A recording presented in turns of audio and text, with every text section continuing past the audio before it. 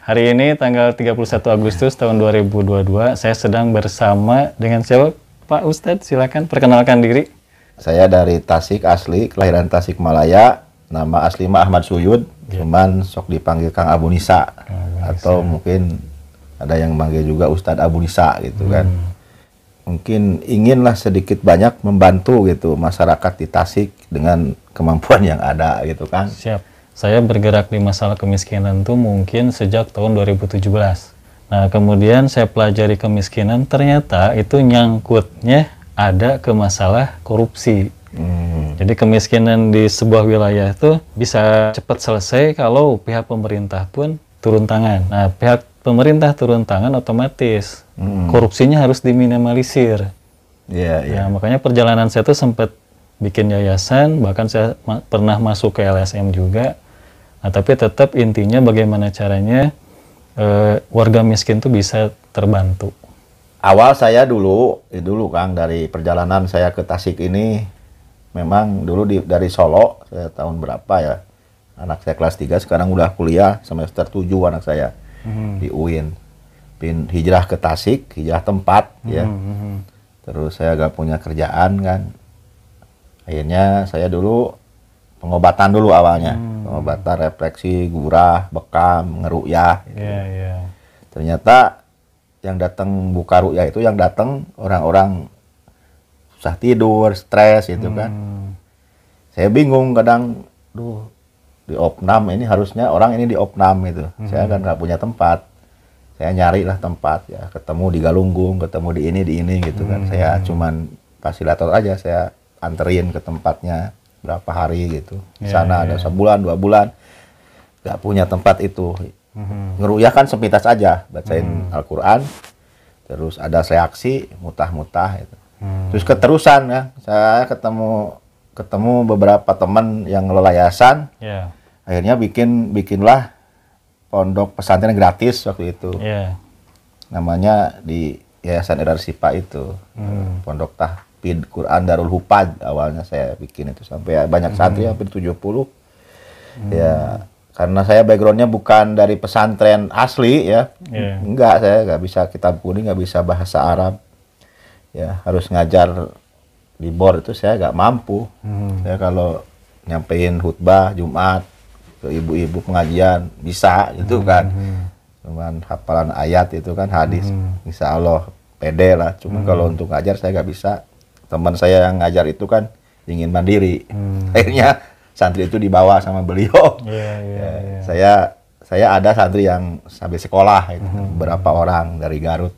Ya, saya ngurus itu. Kesini saya lihat konten-konten yang dari Jawa Timur. Kalau ke ODGJ kan saya sudah nyambung sebenarnya. Saya lihat ODGJ, bergaul dengan ODGJ, saya sering di Galunggung, di Krisnangtung dulu, Pak Dadang.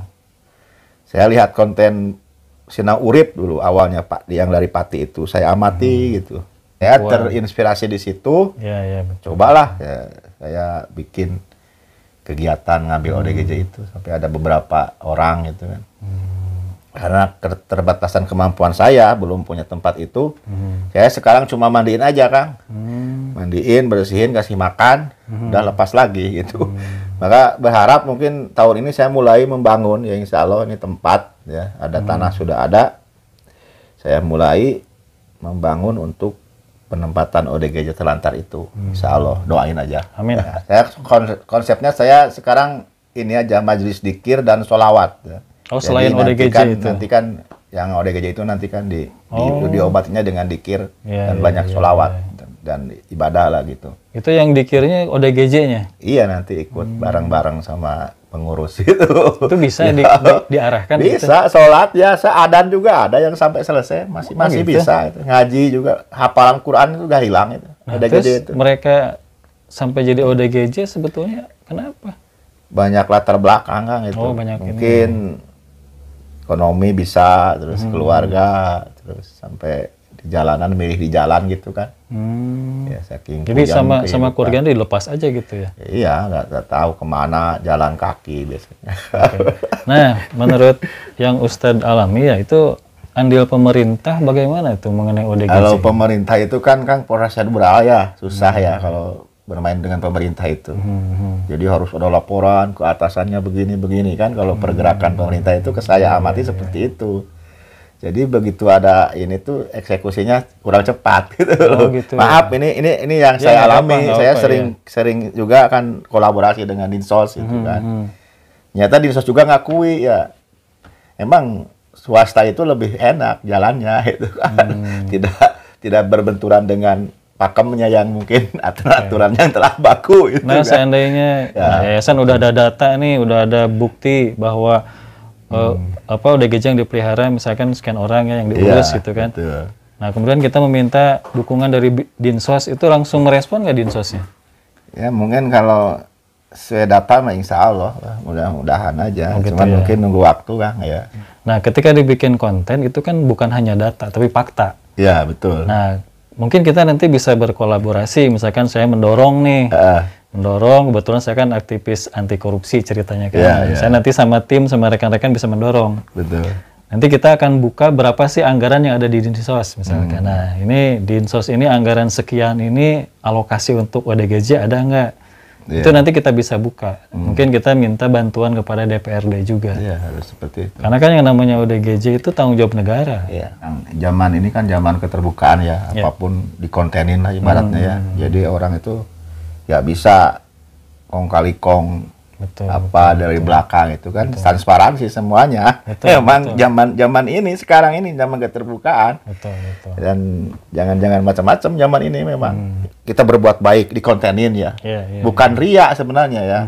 Nah, kita sholat subuhnya kesiangan atau apalagi sholat subuh itu sepertinya berat mau berjalan itu. Sepakat. Track gitu, seperti mau berangkat itu gimana begitu. Dari awal mulai subuh udah KO dulu. Ya sampai sekarang kan malam ini masih istirahat. Betul. Tadi mungkin sholat subuhnya berjamaah, dzikir, baca Quran. Iya. Itu luar biasa. Jadi ruh kekuatan untuk kita ini terus. Saya sebetulnya ingin bagaimana caranya yayasan itu dibantu oleh pemerintah. Jadi jangan sampai yayasan ikut menangani beban pemerintah. Jadi yang namanya warga miskin termasuk ODGJ itu sebetulnya dalam undang-undang itu kan jelas tanggung jawab pemerintah. Nah, mungkin harus ada aktivis yang mendukung swasta, yayasan-yayasan supaya pemerintah pun mendukung. Nah, nanti polanya kan tinggal dibuka aja anggaran. Betul. Anggaran APBD misalkan di kota ini berapa gitu kan, alokasi untuk masalah kemiskinan berapa. Nah, ini tugas para aktivis untuk mendorong. Nanti setelah anggarannya terbuka, kemudian yayasan-yayasan sudah mengetahui, nah itu silahkan yayasan yang akan menggunakan anggaran tersebut. Nah, makanya saya tuh untuk masalah fakir miskin, masalah warga miskin, saya fokus di data, Ustadz. Itu nanti bisa dibuka websitenya, ini kebetulan pakai bajunya. Jadi nama itu satu kota ya? Satu kota ya, saya fokusnya. Kecamatan ya? Ya. Nah, itu silakan dibuka nanti websitenya fakirmiskincare.com. Itu udah selesai ngedata fakir miskin? Baru sampel tadi. Oh, baru sampel. Jadi saya bikin konsep pendataan di website fakirmiskincare.com itu bagaimana caranya data itu terbuka tadi. Nah, ketika data terbuka, maka donatur itu bisa langsung menentukan. Ini kan ketika saya presentasi di wali kota dulu waktu zamannya Pak Budi ya, beliau tertarik. Cuman sayangnya beliau keburu sekarang diganti oleh wali kota berikutnya. Nah, sayangnya yang saya pahami ketika saya mulai mempresentasikan masalah data dari jajaran atas dulu, mulai wali kota, kemudian kecamatan, kelurahan, itu responnya minim. Yang sekarang hampir semua dari jajaran pemerintahan itu ketika berbicara masalah kemiskinan itu responnya minim. Mungkin karena udah ditangani oleh BLT segala sesuatu itu mungkin kan. Nah, justru kalau misalkan sudah ditangani oleh Dinsos misalkan, kita tinggal melihat kualitas data yang diproduksi oleh pemerintah bagaimana. Kalau ternyata faktanya masih datanya kurang bagus, berarti kan harus ada kontribusi dari masyarakat. Jadi jangan sampai masyarakat itu mengeluh, komplain, tanpa bisa memberikan solusi kepada pemerintah. Nah, saya mencoba selain saya komplain, saya pun menawarkan nih ada solusi. Tapi sayangnya itu tadi, ini saya bicara terbuka aja. Jadi pemerintah memang perlu didorong oleh masyarakat. Jadi didorongnya bukan hanya demo, bukan hanya teriak-teriak mengeluh, bukan. Tapi kita pun mencoba memberikan solusi. Itu yang saya pahami. Saya tadi menarik dari pembicaraan awal sebelum podcast ini ya, yang Akang bilang saya itu sekarang kerjaannya ngedata fakir miskin, kesananya mungkin anak yatim ya yang perlu dibantu. Betul. Terus diajukan kepada yayasan-yayasan yang ada. Siapa tuh kan yayasan di Tasik itu ada juga yang banyak uangnya gitu, betul, kan pastinya. Betul. Nah saya malah justru kapan-kapan insya Allah ingin keliling juga ke yayasan-yayasan yang sudah ada itu, silaturahmi begitu. Berangkat dari pembicaraan yang awal tadi. Dan mudah-mudahan mungkin dari yayasan-yayasan yang ada ini bisa merespon gitu kan. Betul. Tapi mungkin ya kita pesimis, bukan nggak pesimis ya. Nah justru ini saya mohon maaf ya kalau saya kan bicaranya agak sedikit vokal ya, tapi saya bicara berdasarkan fakta. Nah jadi ketika saya fokus di pendataan, saya kan sudah menawarkan ke beberapa yayasan, termasuk ACT. Ini saya sebut nama nggak apa-apa ya. ACT saya presentasikan nih. Ternyata ACT di satu sisi mengakui bahwa sebelum ada kasus sebelum di satu sisi mengakui bahwa konsep ini bagus, tapi mereka tidak bisa menggunakan konsep saya. Nah akhirnya saya bawa ke yayasan yang lain, itu pun sama. Ya. Nah akhirnya saya berpikir berarti ini harus ditelusuri nih masalahnya di mana. Ternyata masalahnya ada di transparansi. Jadi ketika berbicara transparansi, ada beberapa yayasan yang bermasalah tidak bisa menunjukkan transparansi.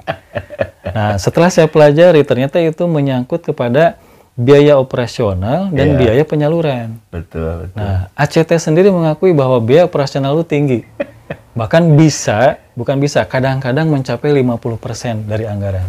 Ngeri ya. Nah, akhirnya saya berpikir ini bagaimana caranya supaya pengurus tidak bermasalah dan yang dibantu pun itu selesai. Nah, saya telusuri lagi. Pertama, data harus ada yang namanya data terpusat. Jadi data itu harus satu, digunakan oleh semua pihak. Jangan sampai masing-masing punya data. Apakah pemerintah atau swasta gitu. Nah, setelah saya mengusulkan itu memang diakui oleh semua pihak, mulai jajaran kecamatan, kedinasan, wali kota gitu, lurah, itu mengakui bahwa konsep ini bagus. Tapi secara pelaksanaan belum bisa. Nah ini alasannya mungkin kalau saya telusuri lagi ini ada di masalah transparansi. Nah akhirnya saya bikin lagi nih konsep mengenai bagaimana caranya membangun transparansi. Ternyata membangun transparansi itu membutuhkan banyak YouTuber. Kenapa banyak YouTuber? Pertama, transparansi yang paling optimal itu ada di bentuk video. Jadi video itu sulit dimanipulasi. Beda dengan foto. Kalau foto kan bisa diedit Photoshop gitu kan. Nah, apalagi teks. Nah, akhirnya saya berpikir YouTuber ini harus merangkap jadi aktivis atau aktivis merangkap jadi YouTuber. Kenapa seperti itu? Karena ketika aktivis dia tidak transparan, maka terjadilah yang namanya 86. 86 itu suap menyuap. Nah, itu ini kenapa saya bahas, karena ketika transparansi tidak maksimal, maka masalah kemiskinan sulit selesai. Agak lumayan menanggapinya lumayan pusing juga. Mau apapun, pokoknya nggak peduli orang mau bilang apa. Saya yakin ini kebenaran, kebaikan, jalankan gitu aja. Betul. Sudah. Betul. Ya, jadi nanti mah orang menilai mah kan kita ini di mana-mana pun akan membelah itu. Pro kontra itu pasti. Iya, pasti ada. Tapi yang sekarang dibutuhkan itu tadi sebetulnya masalah persatuan tadi. Jadi bagaimana caranya kita tuh bersatu, misalkan ini untuk penanganan kemiskinan. Nah, dalam penanganan kemiskinan ada pihak-pihak mana saja yang bergerak. Misalkan dari swasta ada yayasan, ada aktivis, kemanusiaan, ada komunitas. Nah, ini diharapkan bersatu. Makanya saya mendukung sekali kegiatan Ustadz bikin konten ya. Apalagi Ustadz kan banyak kolaborasi itu. Iya, betul. Nah, mungkin nanti kita suatu waktu bisa bareng untuk mengajak yang lain pun berkolaborasi, ya kan? Sehingga nanti betul kata Ustadz tadi ya. Apa yang bisa kita mampu lakukan saja semampunya. Saya sepakat. Nah, kebetulan mungkin Ustadz yang dipahami nih untuk menangani bidang ini misalnya. Iya. Nah, saya pun sama, saya memahami mungkin saya lebih kepada secara global. Secara global, cuman sekupnya diperkecil jadi kota gitu. Iya, iya. Nah, tapi nanti itu bisa kita kolaborasi, yang penting bagaimana caranya persatuan itu terbentuk. Gitu kan. Betul, Kadang-kadang orang di buruhan daek, di buruhan mah cicing diuk gitu. Iya. Kalau udah satu organisasi kan udah sama, meskipun nggak ada uang, gerak aja gitu Betul, kan, udah betul. yakin lah gitu kan. Kebaikan itu oleh Allah tuh dikalkulasi, meskipun nggak di dunia, di akhirat kan seperti itu kan. Betul. Makanya konten-konten seperti ini mengedukasi masyarakat, menyampaikan gagasan-gagasan, pikiran-pikiran kita yang baik agar diterima, sehingga mungkin tergerak masyarakat juga ikut ya. Ya dalam segi apanya, meskipun nggak punya uangnya, nggak punya tenaganya, sibuk karena sibuk, mungkin doanya kan, seperti itu kan. Jadi saya kemarin mencoba bagaimana caranya YouTuber itu jangan terpaku kepada AdSense. Nah, karena kalau kita terpaku kepada AdSense capek.